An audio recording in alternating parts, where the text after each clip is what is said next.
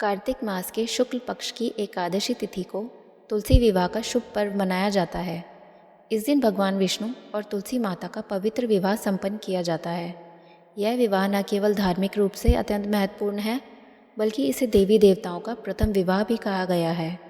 बहुत समय पहले पृथ्वी पर एक अत्यंत बलशाली असुर हुआ करता था, जिसका नाम जालंधर था। वह समुद्र के गर्भ से उत्पन्न हुआ था और अपनी वीरता, तपस्या और धर्म के कारण देवताओं तक को पराजित करने में समर्थ था। उसकी पत्नी वृंदा अत्यंत पतिव्रता और भगवान विष्णु की अनन्य भक्त थी। वृंदा की भक्ति और सतीत्व की शक्ति के कारण ही जालंधर को अपराजयता प्राप्त थी। देवता जब बार बार जालंधर से पराजित हुए, तब वे सब भगवान विष्णु के शरण में गए और विनती की, हे विष्णु, यदि जालंधर का वध ना हुआ तो हम सबका अस्तित्व समाप्त हो जाएगा। भगवान विष्णु ने कहा, जालंधर की शक्ति उसकी पत्नी वृंदा के सतीत्व में निहित है। जब तक उसकी पतिव्रता भंग नहीं होती, तब तक जालंधर को कोई नहीं मार सकता। विष्णु ने एक उपाय सोचा। उन्होंने जालंधर का रूप धारण किया और वृंदा के सामने प्रकट हुए। वृंदा अपने पति के रूप में उन्हें पहचान न सकी और उनका स्वागत किया। जब उसने अपने पति के रूप में विष्णु का स्पर्श किया, तब उसका सतीत्व भंग हो गया। उसी क्षण देवताओं ने जालंधर का वध कर दिया। जब वृंदा को यह सच्चाई पता चली, तो वह क्रोधित और दुखी हो उठी। उसने भगवान विष्णु को श्राप दिया, हे विष्णु, तुमने छल से मेरे पतिव्रता धर्म को भंग किया है। अब तुम भी पत्थर बनोगे। उसके श्राप के प्रभाव से विष्णु शालिग्राम शिला बन गए।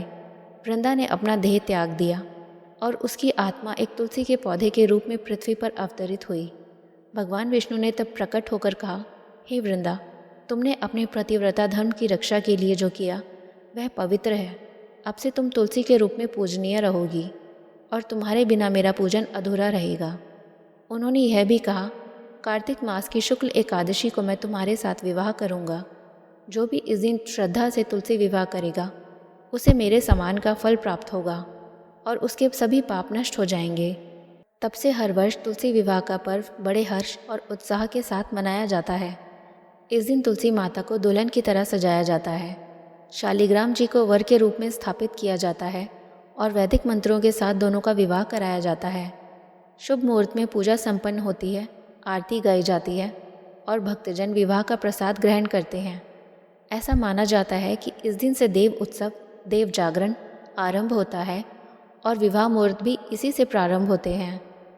तुलसी माता सच्ची भक्ति, पवित्रता और पतिव्रता के आदर्श का प्रतीक है। उनका विवाह भगवान विष्णु से हमें यह सिखाता है कि सच्ची निष्ठा और भक्ति कभी व्यर्थ नहीं जाती।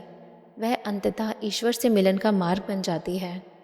जो भी श्रद्धा और भक्ति से तुलसी विवाह का आयोजन करता है, उसके घर में सुख, समृद्धि, सौभाग्य और वैवाहिक आनंद की वृद्धि होती है। यह व्रत अविवाहित कन्याओं के लिए उत्तम वर प्राप्ति का और विवाहित स्त्रियों के लिए दीर्घ आयु पति का वरदान माना गया है। जय तुलसी माता की। धन्यवाद।